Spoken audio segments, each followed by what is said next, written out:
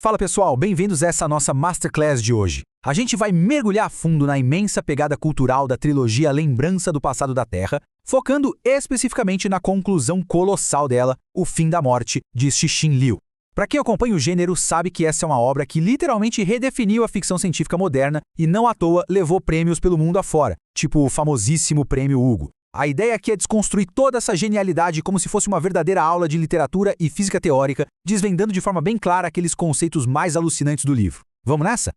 Bom, antes de mais nada, rola um debate super fervoroso por aí. Relatos recentes da mídia indicam que a adaptação da Netflix talvez condense esse terceiro livro, que é gigantesco, em apenas 5 episódios na última temporada.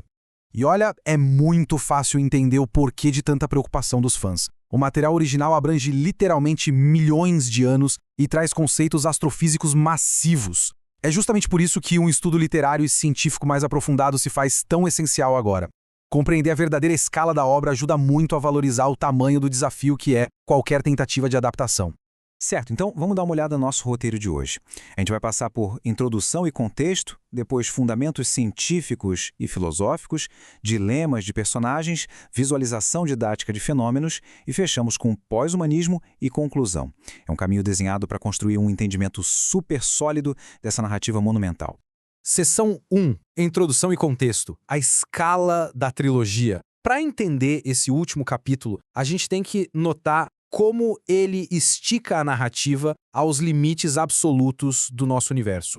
E isso ilustra brilhantemente a evolução das estratégias humanas contra a ameaça alienígena de Trisolares. A história dá saltos imensos. Ela sai da era da crise, que é quando a invasão iminente é descoberta, e vai para a era da dissuasão, onde o medo da destruição mútua mantém uma paz super frágil. Depois a gente ainda avança para a era da transmissão e a era do bunker. A cada novo século, a cada salto no tempo, rola uma mudança completa na sociedade, na tecnologia e até na moralidade, para tentar lidar com o inimigo que não para de evoluir.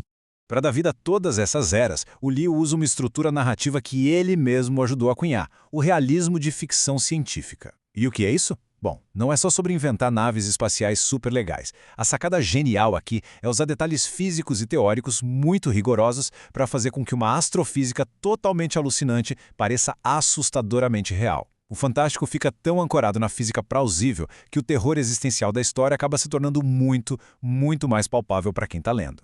Seção 2. Fundamentos científicos e filosóficos. O universo como uma selva. Aqui a gente entende que o cosmos não tem nada de utópico. A pedra angular dessa visão de mundo é a chamada sociologia cósmica. Esse é um conceito criado na narrativa pelo personagem Luo Di e basicamente pega a sociologia que a gente conhece e a aplica numa escala estelar. É uma análise fria, puramente matemática, de como espécies inteligentes que estão separadas por milhares de anos-luz e com níveis tecnológicos totalmente diferentes devem, logicamente, interagir. E spoiler, essa lógica dita um medo absoluto. Para entender isso, a gente precisa olhar para os 2 axiomas básicos dessa sociologia. Primeiro, a sobrevivência é a necessidade primária de qualquer civilização. Segundo, a vida cresce e se expande continuamente, mas, e esse é o grande porém, a matéria total no universo é constante. Os recursos são finitos, então quando se junta esse instinto biológico de expansão com um limite físico de matéria, a matemática fria garante um conflito perpétuo entre as espécies. Não é que existam civilizações más, entende? É pura física e biologia aplicadas em uma escala macro. Nas próprias palavras do livro, o universo é uma floresta sombria. Cada civilização é um caçador armado espreitando pelas árvores como um fantasma. Nesta floresta, o inferno são os outros. Essa analogia do caçador resume com perfeição a infinita cadeia de suspeita. Pensa bem, se uma civilização revela onde está, as outras simplesmente não podem correr o risco de achar que ela é pacífica. A única atitude lógica para garantir a própria sobrevivência é eliminar esse vizinho recém-descoberto na mesma hora, antes que ele vire uma ameaça. É basicamente a destruição mútua assegurada, só que elevada ao infinito.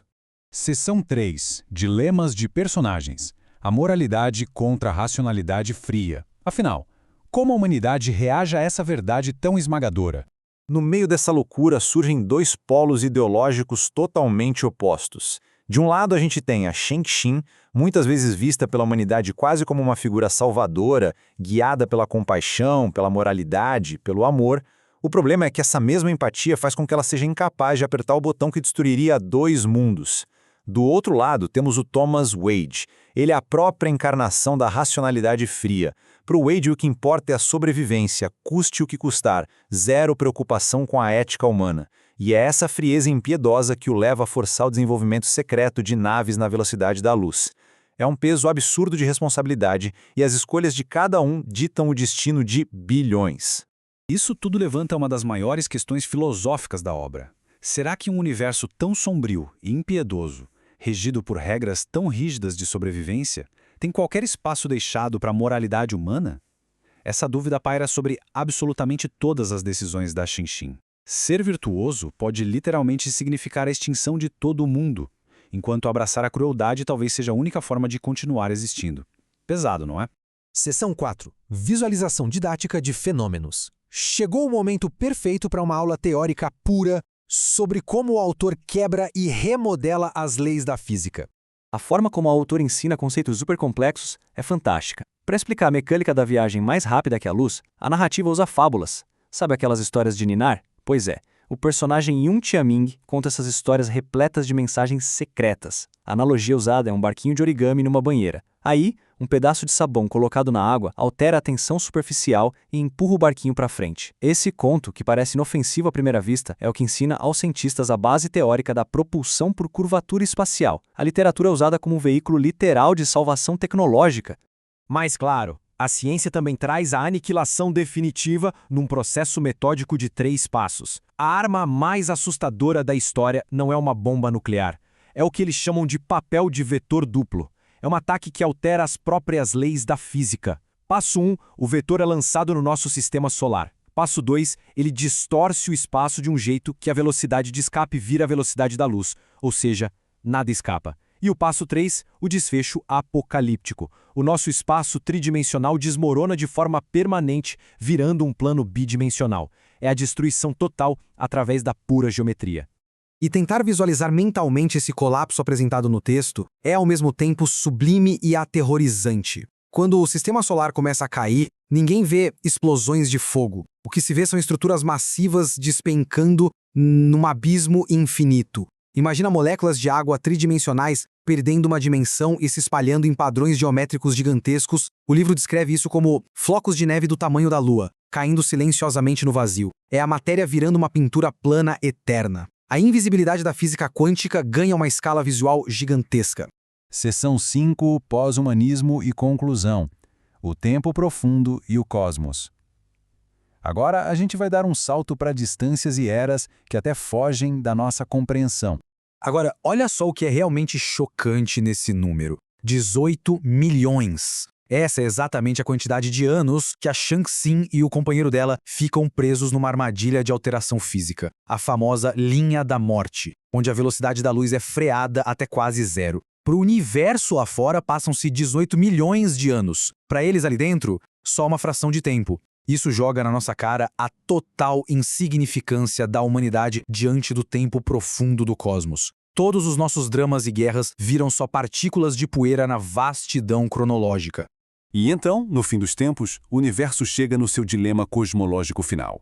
Alguns sobreviventes conseguem fugir do colapso universal, se escondendo nos chamados micro-universos. São pequenas dimensões de bolso, criadas fora do tempo mesmo, tipo o universo 647 da história. Só que tem um porém. As leis de conservação de massa continuam valendo.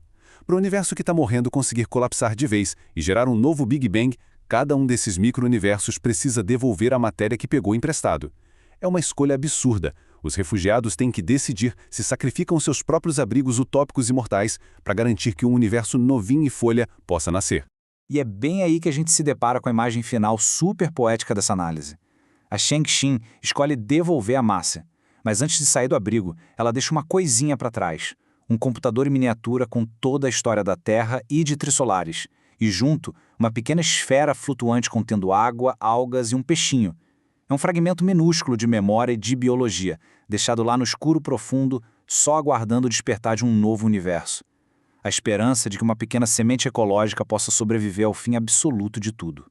Então, a questão crucial é, depois de viajar pelo fim das dimensões, de testemunhar o quão frias as espécies podem ser e de sentir o peso do tempo profundo, o que sobra? O encerramento monumental da trilogia convida quem acompanha a história a ponderar o nosso papel nesse palco brutal. Nos infinitos ciclos de morte e renascimento cósmico perante a implacável floresta sombria, qual é o verdadeiro legado da compaixão humana? A nossa moralidade seria a nossa fraqueza evolutiva ou, no fim das contas, a única coisa pela qual vale a pena deixar uma pequena esfera de vida para trás? Fica aí essa reflexão para vocês, que é o verdadeiro impacto das grandes obras de ficção científica.